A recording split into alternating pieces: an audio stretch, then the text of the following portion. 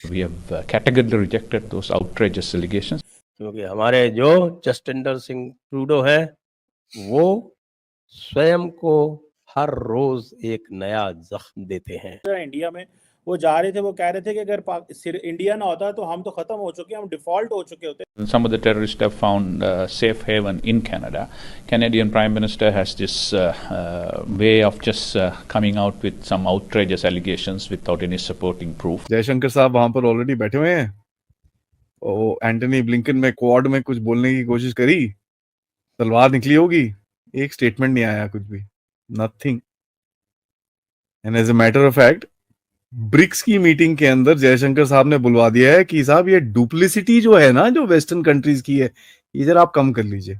चीमा साहब एक सेकंड के लिए सोचें, अगर भारत के साथ आप हमें रिलेशनशिप ठीक करते हैं, आज आप G20 में होते, वहां बैठे आप उनके साथ, जस्टिन ट्रूडो को जेसीबी की जरूरत नहीं पड़ेगी खोदने के लिए अपने लिए गड्ढे। श्रीलंका भी इंडिया के गीतकार है, भूटान भी, नेपाल भी, अफगानिस्तान भी और बांग्लादेश। और Washington Post report has nailed Canada's lie.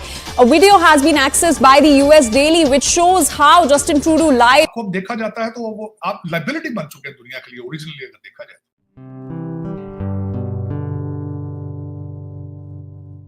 नमस्ते दोस्तों, निक न्यूज बर्नर में आप सभी का स्वागत है। दोस्तों, कनाडा के पीएम जस्टिन ट्रूडो आतंकवाद के मुद्दों पर देश विदेश में गिरते जा रहे हैं। हर तरफ कनाडा के प्राइम मिनिस्टर की बेइज्जती हो रही है। कनाडा के खिलाफ अब श्रीलंका खुलकर सामने आ गया है। श्रीलंका के विदेश मंत्री अली साबरी ने सोमवार को भारत कनाडा के राजनीतिक विवाद पर अपनी बात कही है। उन्होंने कहा है कि आतंकवादियों को कनाडा में सुरक्षा व पनाह दी जा रही है और कनाडा के प्राइम मिनिस्टर जस्टिन ट्रूडो बिना किसी सबूत के अपमानजनक आरोप लगा रहे हैं। उन्होंने कहा, आतंकवादी को पनाह देने के बाद कनाडा के प्राइम मिनिस्टर ने भारत पर आरोप कैसे लगा दिया। कनाडा के पीएम ने यह बात श्रीलंका को भी कही थी। कनाडा के पीएम ने बिना किसी सबूत के आरोप लगाने का तरीका अपना रखा है। कनाडा के पीएम ने यही बात श्रीलंका के बारे में भी कही थी और कहा था कि यह नरसंहार हुआ है। कनाडा का प्राइम मिनिस्टर बेतुकी बातें करता रहता है और झूठे बयान देता रहता है। श्रीलंका को खुलकर भारत का साथ देने पर पाकिस्तान सदमे में है। चलते हैं आगे की रोमांचक वीडियो की तरफ। धन्यवाद। जयशंकर साहब वहां पर ऑलरेडी बैठे हुए हैं। ओ एंटनी ब्लिंकन में क्वाड में कुछ बोलने की कोशिश करी, तलवार निकली होगी, एक स्टेटमेंट नहीं आया, कुछ भी, nothing. And as a matter of fact BRICS की मीटिंग के अंदर जयशंकर साहब ने बुलवा दिया है कि साहब ये डुप्लिसिटी जो है ना, जो वेस्टर्न कंट्रीज की है, ये जरा आप कम कर लीजिए। और कल से उनके स्टेटमेंट्स आप पढ़े जयशंकर साहब की, सर मैम जस्टिन ट्रूडो को जेसीबी की जरूरत नहीं पड़ेगी खोदने के लिए अपने लिए गड्ढे। Weaponisation of what is called institutional influence and historical influence. जो मर्जी बोल लो। इसको अगर कोई गहराई में जाके सोचे तो ट्रूडो की समझ में तो नहीं आएगा, ये सबसे बड़ी गलती है। ये बड़ी गलती करी इन लोगों ने। कनाडा अफेयर्स का एक इनका थिंक टैंक सा है सर, उन्होंने बोला है कि यार we are in over our heads, ठीक है। उन्होंने एक ही चीज बोली कि साहब ऐसा है, ये जो आप लोगों ने करा है, this requires raw power, hard raw power, economic, military, diplomacy. You don't, आप पंगे नहीं लेते जब तक आपके पास ये है। बेसिकली कहने की बात है यार, जितनी चादर है उतने पैर फैलाओ, उसके आगे मत रहो बेसिकली। ठीक है, ये वो खुद बोल रहे हैं, ठीक है सर। तो आज देखिए हमारे जो क्रिटिक्स हैं भारत में, ये थोड़ा शुरू करते हैं, उसके बाद जसविंदर सिंह ट्रूडो पे जाएंगे। हमारे क्रिटिक्स क्या बोल रहे हैं, यार आप बहुत लाउड हो, ट्रोल की आर्मी निकली हुई है पूरी, ये वो, आप बहुत ज्यादा जोर से बोल रहे हो, इतना भारत कभी बोलता नहीं था, भारत ने पूरी अपनी डिप्लोमेसी चेंज कर दी है, अच्छी बात नहीं है, Bharat is a quite country, हमको चुपचाप बात करनी चाहिए थी, ये वो। एक चीज है सर, आपने आज वेस्टर्न हेजेमनी के छत्ते में हमको गाली सुनती रहनी चाहिए जैसे पहले सुना करते थे।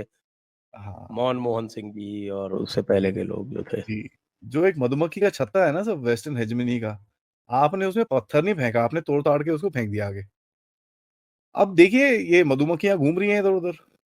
डॉक्टर साहब एक पॉइंट इसमें ऐड करते जो इस पे भी कमेंट करें। आज मैं देख रहा था श्रीलंका के जो एम्बेसडर है इंडिया में, वो जा रहे थे, वो कह रहे थे कि अगर इंडिया ना होता तो हम तो खत्म हो चुके, हम डिफॉल्ट हो चुके होते हमारी रिकवरी में। तो तारड़ साहब, इंटरनेशनली तो हमने देखा है कि हमारे फॉरेन मिनिस्टर और प्राइम मिनिस्टर की अमेरिकी लीडरशिप से मुलाकातें नहीं है, और रीजनली ये है कि हमारी किसी से भी कोई मुलाकात नहीं है, कि श्रीलंका भी इंडिया के गीतकार है, भूटान भी, नेपाल भी, अफगानिस्तान भी, और बांग्लादेश ऑलरेडी अभी उनको, तो हम तो तारड़ साहब कुछ सोचने वाला है सही है या दिहाड़ियां लाने पे? कोई नहीं सोच।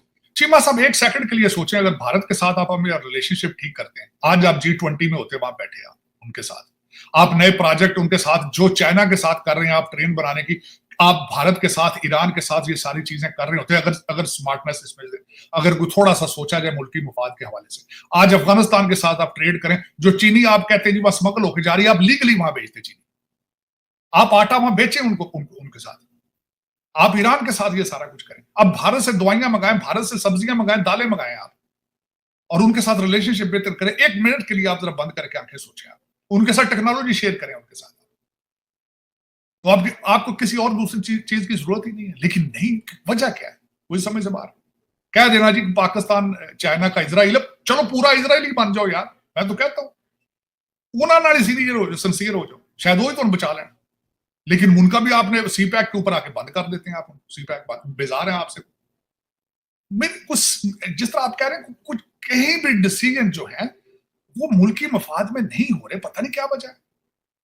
और जितने आपको चलाने वाले, आपकी किस्मतों के फैसले करने वाले सारे ऑक्सफोर्ड और हार्वर्ड के पढ़े, पता नहीं क्या बात है। क्यों पाकिस्तान के बारे में क्यों नहीं सोचते? कब सोचेंगे वो? 25 करोड़ लोग क्यों नहीं सोच रहे सारा कुछ? क्या वजह है? Why you are living on a daily basis? आप सुबह खाते हैं, शाम को सो के पता नहीं सुबह देखनी कि नहीं देखनी। हर बंदा, मुझे तो लग रहा है यही सारी जिंदगी का उसका खेल। अब मुझे ये बताया, आपके इस वक्त जो डॉलर ढूंढने के लिए छापे पड़ रहे हैं, वहां नीचे जाते हैं बेसमेंटों से, अरबों रुपए निकल रहे हैं हर जगह से। आपके F6 में छापा मारा गया, अरबों रुपए निकले, ट्रकों में डाल के लेकर गए। चीनी, आटा, गंदम, दालें, अरबों रुपए की स्टोर पड़ी हुई है। तारड़ साहब, ये कौन सी इंसानियत और कौन सा मजहब? We have always suffered, and some of the terrorists have found safe haven in Canada. Canadian Prime Minister has this way of just coming out with some outrageous allegations without any supporting proof. The same thing they did for Sri Lanka, a terrible, total lie about saying that Sri Lanka had a genocide. Everybody knows there was no genocide in our country. And I saw yesterday he had gone and given a rousing welcome to somebody who have associated with the Nazis in the past on the Second World War. So this is questionable, and we have dealt it in the past. We have categorically rejected those outrages. दोस्तों, अगर आपको हमारी video पसंद आई है तो please like ज़रूर करें और साथ में शेयर करना ना भूलें। और साथ ही दोस्तों, ऐसी ही लेटेस्ट वीडियो देखने के लिए हमारे चैनल को सब्सक्राइब करें, साथ ही बेल का आइकन जरूर दबाएं ताकि सबसे पहले आपको हमारी वीडियो की नोटिफिकेशन मिल सके। धन्यवाद।